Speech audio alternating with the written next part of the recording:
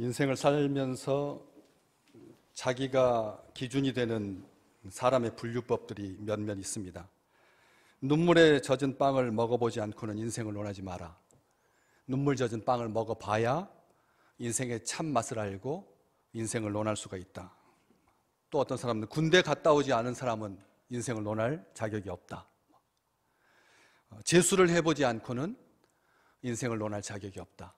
이렇게 사람을 구별하는 그런 방법들이 있습니다. 바울은 오늘 본문 말씀 속에서 세 종류의 사람을 구별하고 있습니다. 차별이 아니라 분류를 하는데, 첫 번째 사람은 표적을 구하는 사람, 두 번째 사람은 지혜를 찾는 사람, 그리고 세 번째 사람은 십자가에 못 박힌 그리스도를 전하는 사람. 이렇게 구별합니다. 참 대단한 분류법입니다. 지난 한 주간 또 전반기 우리의 삶을 특별하게 특징 짓는 그런 것이 뭐였습니까? 표적을 구하는 삶, 그리고 지혜를 찾는 삶, 그리고 십자가에 못 박힌 그리스도를 전하는 삶.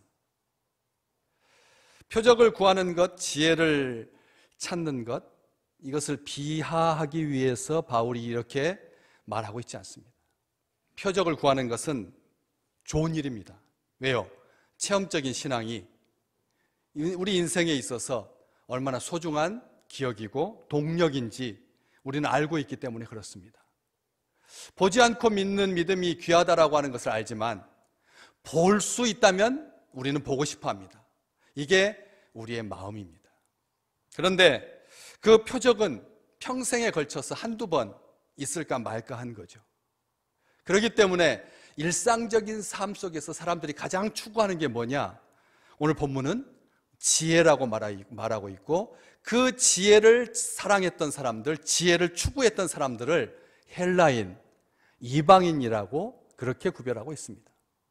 지혜라고 하는 것은 아름다운 일이고, 지혜라고 하는 것은 행복한 일입니다. 사람들이 지혜로워야 합니다. 지식이 가져다 주지 못하는 깊이까지 그 지혜가 우리에게 적잖이 위로가 되고, 지혜 있는 사람을 찾기가 드문 시대에 참 지혜를 갖고 싶어서 지혜에 대해서 우리는 막연하지만 그리움도 있고 그리고 추구도 있습니다. 그런데 이 표적과 지혜라고 하는 것이 서로 충돌하지 아니하고, 표적은 표적대로 지혜는 지혜대로 귀하지만 표적과 지혜가 같이 가는 경우는 굉장히 드물죠. 왜냐하면 이게 차원이 다르기 때문에, 세계가 다르기 때문에, 가치관이 다르기 때문에 그렇습니다. 표적을 추구하는 사람은 지혜를 찾는 사람과 다르고, 지혜를 찾는 사람은 표적을 추구하는 사람과 다릅니다. 왜? 표적은 종교적이고 지혜는 정치적이고 학문적이고 이성적이기 때문에 그렇습니다. 종교의 세계에서 표적이 귀하지, 일반 세계에서 표적은 그렇게 큰 의미를 갖지 못하고 단지 놀라움과 경이로움의 대상일 뿐이죠. 그래서 종교적인 성향을 가진 사람들에게 표적이 중요하고, 이성적인 합리적인 사고를 추구하는 사람들에게 지혜가 중요하지만, 이 두 가지와 차원을 달리하는 세 번째 사람을 바울은 십자가에 못 박힌 그리스도를 전하는 사람이다, 이렇게 구별하고 있는 것입니다. 셋 중에 하나에 속하게 되는 거죠. 우리는 어디에 속해 있습니까? 표적을 구하는 삶, 나쁜 삶 아닙니다. 지혜를 찾는 사람, 나쁜 사람 아닙니다. 어떤 삶이든지 사람들은 구하고 찾게 되어 있습니다. 그런데 십자가에 못 박힌 그리스도를 전하는 사람들이 제일 미련한 사람인 것 같고, 그리고 두 축에도 들지 못하는 낭떠러지에 있는 제3의 사람인 것 같아서 안 좋은 느낌이 1차적으로 듭니다. 우리는 표적을 구하는 사람, 지혜를 찾는 사람이 훨씬 많은 시대에, 많은 세계에서 살고 있기 때문에 그렇습니다. 그런데 유대인은 표적을 구하고 헬라인은 지혜를 찾는다, 이 말, 마태복음 12장에 보면 바리새인들과 사두개인들이 예수께 표적을 보여주시기를 원했습니다. 그랬을 때 주님께서 하신 말씀은 마태복음 12장 39절 말씀, 악하고 음란한 세대가 표적을 구하나 선지자 요나의 표적밖에는 보일 표적이 없다, 이렇게 아주 단호하게 말씀하십니다. 표적이 지나치게 추구될 때 사람들은 굉장히 어려움에 처하게 되는 거죠. 표적을 찾아다니는 사람들 치고 일상적인 삶이 정돈되고 그리고 바른 삶을 찾기가 어렵습니다. 끊임없이 체험만을 추구하는 사람들은 가정을 같이 추구할 수가 없기 때문에 그렇습니다. 표적을 추구하는 사람들은 마치 중독된 것처럼 그 표적만을 찾기 쉽다는 것이죠. 그래서 주님께서 이 지상에 표적을 구하는 사람들을 비하하고 나쁘게 말하고 하는 것이 아니라 이 세대가 악하고 음란할 때 표적한다, 이렇게 말씀을 하고 계시는 겁니다.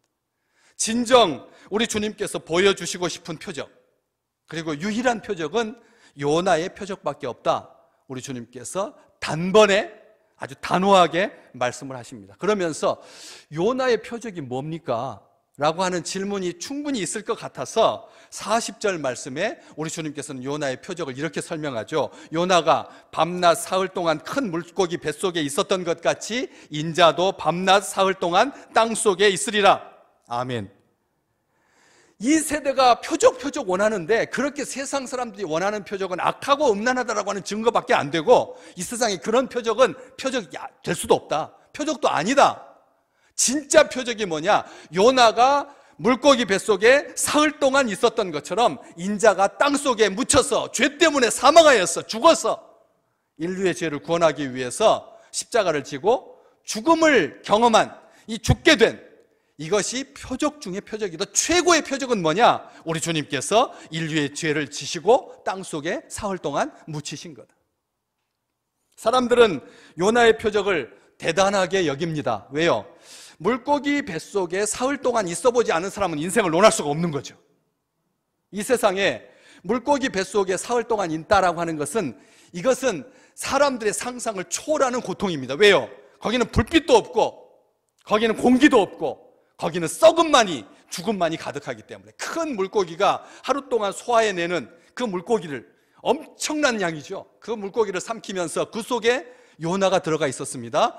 물고기가 사흘 동안 뭐 했겠습니까? 위에게 섞여서 썩고 그리고 상하고 부패하고 냄새나는, 정말 끔찍하게 더러운 그런 부패한 속에서 사흘 동안 있었으니까 빛도 없고 공기도 없고, 요나만을 위해서 하나님께서 특별하게 물고기 뱃속 위쪽에 썩음이 없는 곳에, 빛이 있는 곳에, 공기가 신선한 곳에 따로 구별하지 아니하고 섞여서 있었으니까 요나에게 사흘은 지옥과 같았을 것입니다.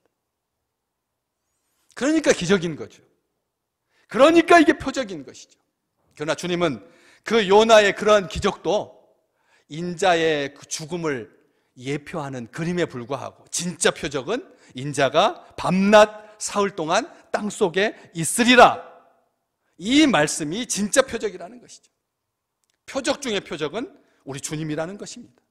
그러면서 41절에 말씀하시죠. 심판 때, 마지막 날 세상을 최후로 심판하는 하나님의 심판 때에 니느웨 사람들이 일어나서 이 세대 사람들을 정죄하리니 이는 그들이 요나의 전도를 듣고 회개하였음이거니와 요나보다 더 큰 이가 여기 있느니라.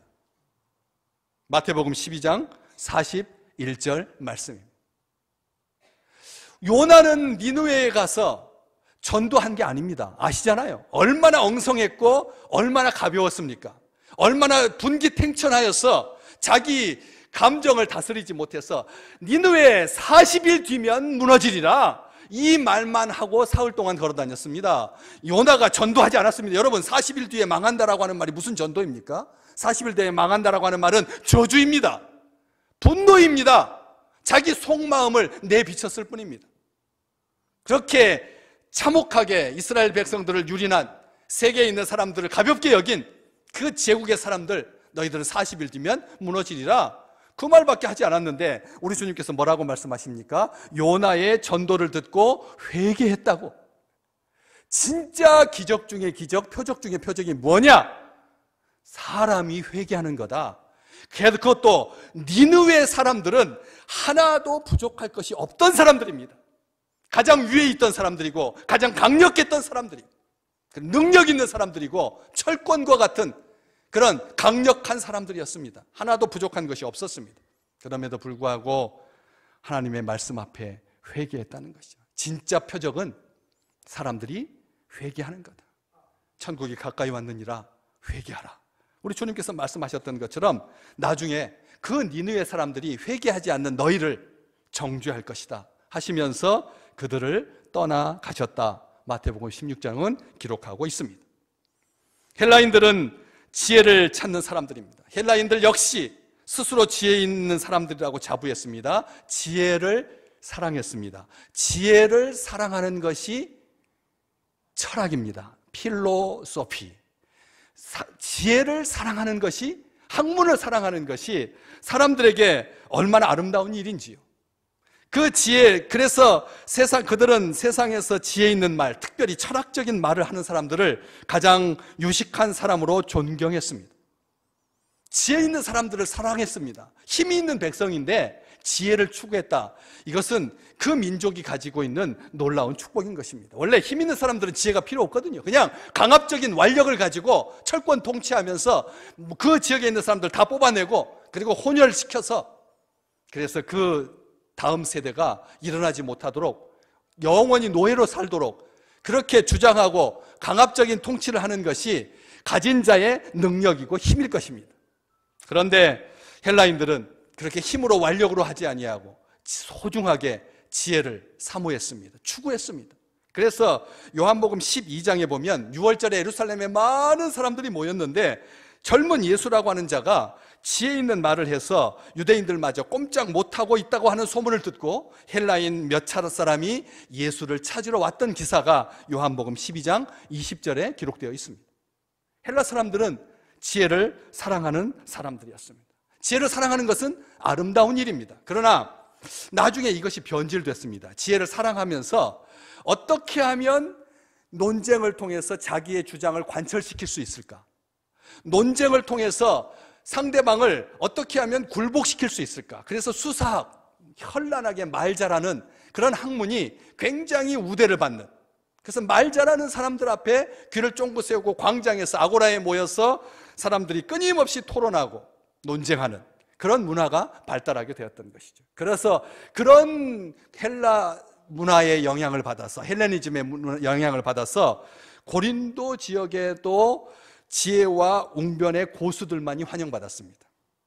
그런 곳에서 바울은 미련하게 보이는 전도를 시작합니다.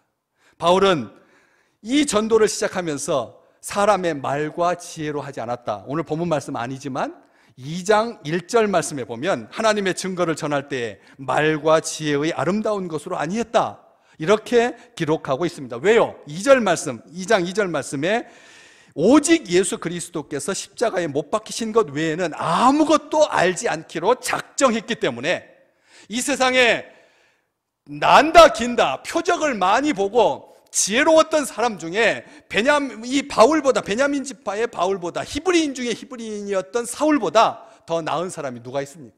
정치적으로, 그리고 학문적으로, 철학적으로, 이성적으로 봤을 때 바울은 대단한 사람이었습니다. 그렇지만 바울은 예수 그리스도를 영접하고 만나고 난 다음에 이 세상에 그 어떤 표적이나 지혜가 십자가에 못 박혀 죽으신 예수 그리스도를 전하는 것보다 우선할 수 없다라고 하는 것을 자신의 삶으로 보여줍니다. 하나님은 미련한 전도를 통하여서 믿는 자들을 구원하시고 고린도 지역에 주님의 교회를 세우십니다. 표적과 기사가 아름답지만 십자가 앞에만 서면 이 둘은 마치 전에도 그랬던 것처럼 합력하여서 십자가를 배쳐갑니다. 왜요? 23절, 유대인에게는 거리끼는 것이요 이방인에게는 미련한 것이로다. 십자가에 못 박힌 그리스도 예수는 유대인에게는 거리끼는 것이었고 이방인들에게서조차 미련하고 어리석어 보였다는 것입니다. 미련하게 보였습니다. 당연합니다. 왜요? 예수님이 조금만 더 지혜로웠다면 안식일에 장애를 가진 사람을 고쳐줄 필요가 없었을 테니까. 하루만 더 지나면, 반나절만 지나면 안식일이 지나는데 그때 장애를 가진 사람, 병든 사람 고쳐주면 아무런 문제될 것이 없었는데 왜 하필이면 안식일 날 사람을 고쳐서 생명을 구해서 종교 지도자들로부터 핍박을 당하고 박해를 당하고 십자가를 져야 하느냐는 거죠. 예수님이 아무리 옳은 일을 했다고 하더라도 십자가를 피하지 않은 것은 지혜롭지 못한 처사다. 당시 사람들은 유대인이나 헬라인이나 불문하고 예수 그리스도께서 십자가에 죽으셨다라고 하는 것에 아무런 의미와 관심도 두지 않았습니다. 왜? 미련하고 거르끼는 것이니까. 심지어는 예수님을 사랑한다라고 하는 베드로조차도 예수님께서 십자가의 운명을 자처하시자 거칠게 항의했습니다. 마태복음 16장 22절.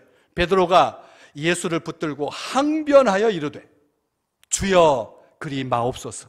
이 일이 주께 결코 미치지 아니하리이다. 예수님의 제자조차도 십자가에 매달리시는 것은 바보짓입니다. 뭐라고 말했습니까? 베드로가 예수를 붙들고 항변하여 이르되 주여 그리하지 마옵소서.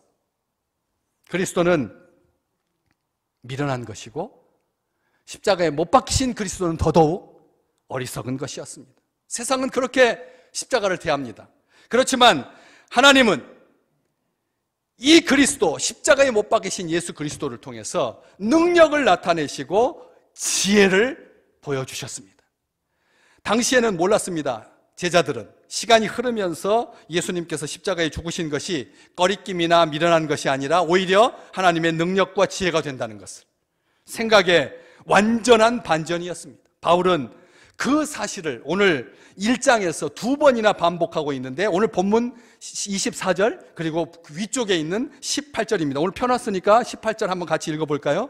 십자가의 도가 멸망하는 자들에게는 미련한 것이요 구원을 받는 우리에게는 하나님의 능력이라. 아멘. 18절에 본문 말씀 앞에 먼저 이렇게 말씀하고 그 다음에 24절 우리 같이 읽어보겠습니다. 오직 부르심을 받은 자들에게는 유대인이나 헬라인이나 그리스도는 하나님의 능력이요 하나님의 지혜니라. 아멘. 우리 주님은 하나님의 능력이시고 하나님의 지혜라고 하는 것이죠. 표적은 능력과 같은 말입니다. 능력 있는 사람이 표적을 행할 수 있으니까. 표적은 능력입니다. 그리고 지혜는 하나님의 지혜를 능가할 수 있는 지혜는 없다는 것이죠. 십자가는 그 살아계신 하나님을 보여주시는 능력의 하나님이심을 나타내죠. 왜요? 그렇게 교활한 마귀조차 십자가를 보고 내가 이겼다고 착각했으니까. 이 놀라운 하나님의 능력, 놀라운 하나님의 지혜. 그래서 2장 1절에 형제들아 내가 너희에게 나아가 하나님의 증거를 전할 때 이 증거를 각주해 보시면 비밀이라고 되어 있습니다. 성경 말씀 펴보시면 이 하나님의 증거, 하나님의 비밀을 전할 때 말과 지혜의 아름다운 것으로 아니했다 이렇게 쓰고 있는 것이죠. 이 십자가의 도, 하나님의 비밀, 하나님의 능력, 하나님의 지혜. 아무도 몰랐습니다. 십자가가 하나님의 능력이라고 하는 것을, 하나님의 지혜라고 하는 것을. 우리도 예수 믿기 전에 예수 몰랐다면 십자가를 끔찍한 형틀로 밖에는 능력 없음, 무능력의 증거이고 지혜 없음, 무지의 증거다. 우리는 십자가를 보며 그렇게 조롱했을 것입니다. 그런데 하나님께서 우리를 거듭나게 하시고 회개하게 하시고 예수를 믿게 하셔서 십자가를 대할 때마다 하나님의 능력이요 하나님의 지혜요, 그리스도는 하나님의 능력이고 하나님의 지혜입니다 고백할 수 있게 하신 것이죠. 오늘 본문 말씀 오직 부르심을 받은 자들에게만 그리스도가 능력이고 하나님의 지혜라는 것이죠. 부르심 받은 자, 하나님께서 불러주신 사람들, 하나님을 믿게 하시는 하나님께서 능력과 지혜로 우리를 이끄셨을 때 십자가를 대하면서 십자가를 보면서 하나님의 능력이라고 하나님의 지혜라고 고백할 수 있게 된다는 것이죠. 그런데 18절 말씀에 그 십자가와 관련하여서 도라고 하는 말이 붙어 있어서 요즘 공항터미널 근처에 가면 도를 믿으십니까? 옛날에는 굉장히 많았는데 요즘에는 그런 도를 전하는 사람, 도인들이 그렇게 많지는 않은 것 같더라고요. 한복을 딱 입고 도를 전하는. 그래서 도하면 굉장히 유교적이고 그리고 동양적이라고 하는 말이 생각이 듭니다. 왜냐하면 서양에서는 도라고 하는 개념이 없으니까. 그런데 여기에서 도라고 번역된 이 도는 헬라어의 로고스, 하나님의 말씀입니다. 로고스입니다. 도가 그냥 길이 아닙니다. 과정이 아닙니다. 로고스입니다. 게다가 앞에다가 정관사 더 호가 붙어 있습니다. 호 로고스. 이 말은 그 말씀이라는 뜻입니다. 그 말씀. 십자가의 그 말씀. 무슨 뜻입니까? 예수님께서 십자가에 달려 죽으신 이후부터는 형벌과 저주를 상징했던 십자가가 예수님을 믿는 사람들, 하나님의 부르심을 받은 사람들에게 구원을 얻는 하나님의 능력을 보여주는 메시지, 그 말씀이다. 바로 그 말씀입니다. 십자가의 도는 그런 것입니다. 그 십자가의 도 앞에 멸망하는 자들과 구원을 받은 우리로 바울은 정확하게 구별하고 있습니다. 십자가 앞에서는 두 부류의 사람들이 섞일 수 없다는 거예요.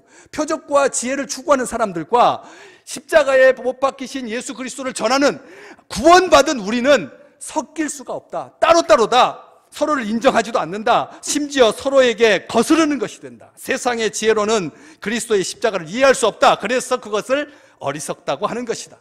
그런데 멸망하는 자들, 구원을 받는 우리라고 하는 것이 모두 다 현재 분사형, 다시 말하면 계속되고 있다라고 하는 그런 시제를 쓰고 있습니다. 다시 말하면 멸망하고 있는 자들, 구원을 받고 있는 우리, 이렇게 되어 있습니다. 두 부류가 각각 계속 그런 상태로 유지되고 있다는 것이죠. 멸망하는 자들은 계속해서 멸망해가고, 하나님의 부르심 앞에서 그리스도의 십자가의 은혜로 사는 구원받은 백성은, 그 구원받은 자들은 그 구원을 받고 있는 상태로 계속 간다.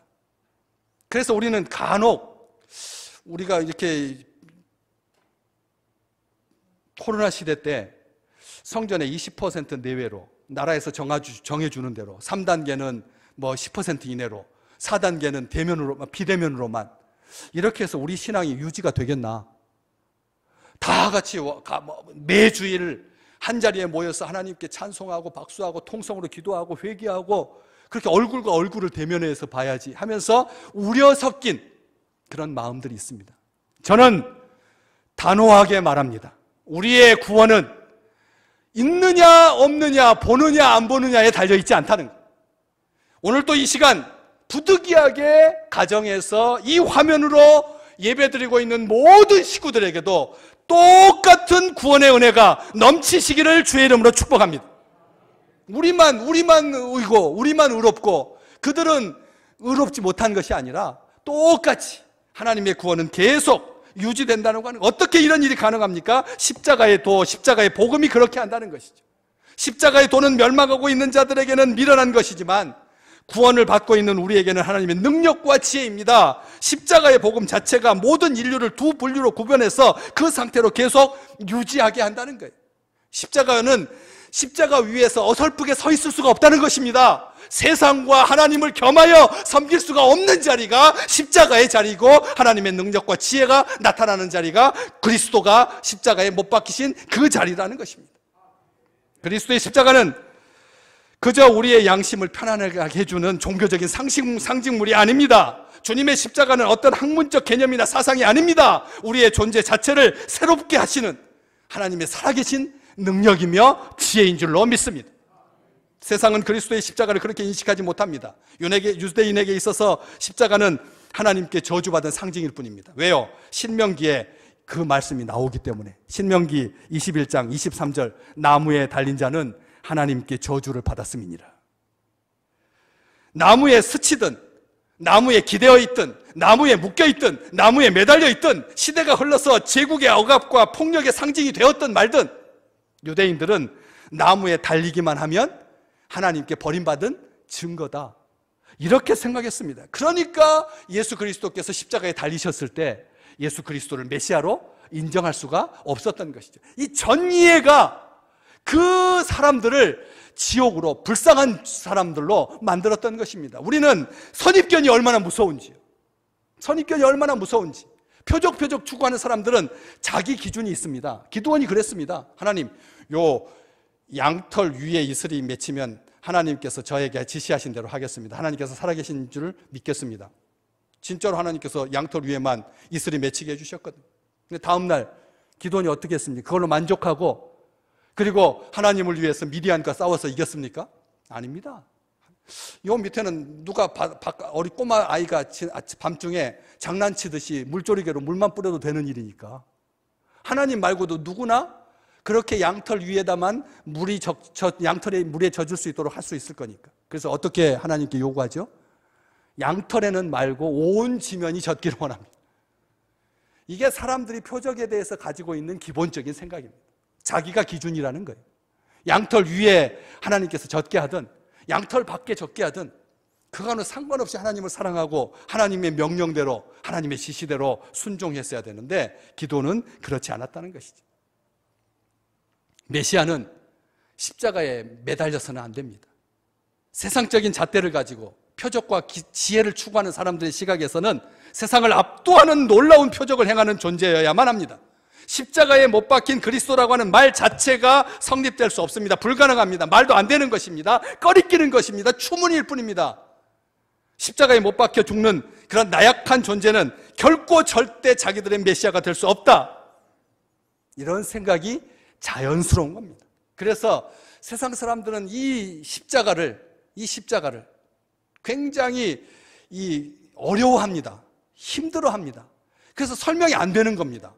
구세주이고 하나님의 아들인데 어떻게 인간 중에서도 제일 하류에 있는 제일 쓰레기, 제일 버림받은 제일 하찮은 노예들이나 가능한 그 십자가를 질 수가 있을까 해서 설명을 해보려고 아무리 머리를 돌렸지만 이게 해석이 안 돼서 그래서 그냥 중립에다 두죠. 그래서 그런 표현을 뭐라고 합니까? 튀긴 얼음이라고 합니다. 튀긴 얼음 같은 십자가는 튀긴 얼음인 것입니다. 여러분, 얼음을 어떻게 튀길 수가 있습니까?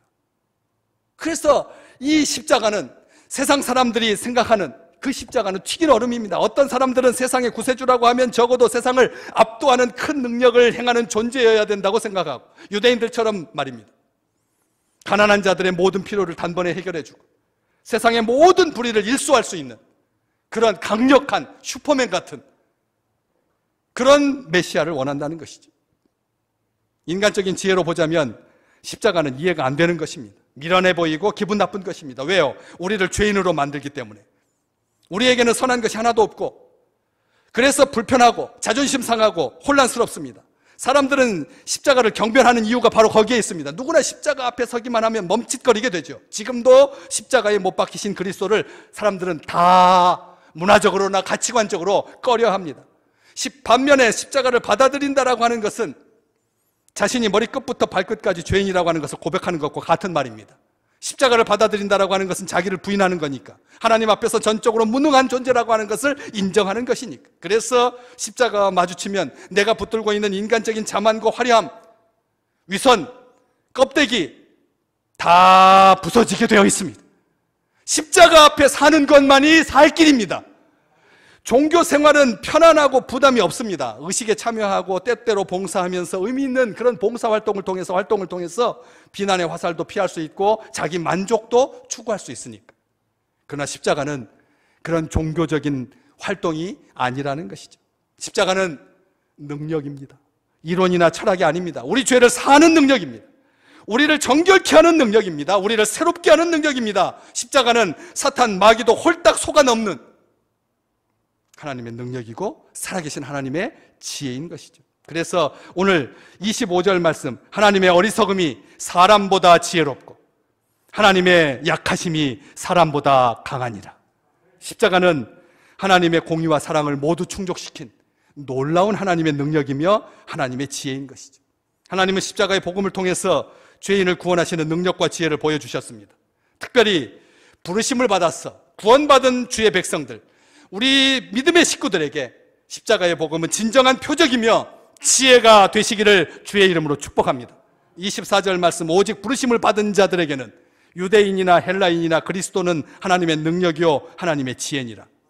하나님의 부르심을 받은 자들에게 유대인이든지 이방이든지 전혀 상관없이 표적을 구했던 지혜를 추구했던 상관없이 십자가에 못 박히신 우리 주 예수 그리스도께서 하나님의 능력이고 하나님의 지혜라고 하는 이 놀라운 비밀로 후반기 어떤 역경도 넉넉하게 이기고 하나님의 새 힘으로 하나님의 능력으로 사시기를 주의 이름으로 축복합니다.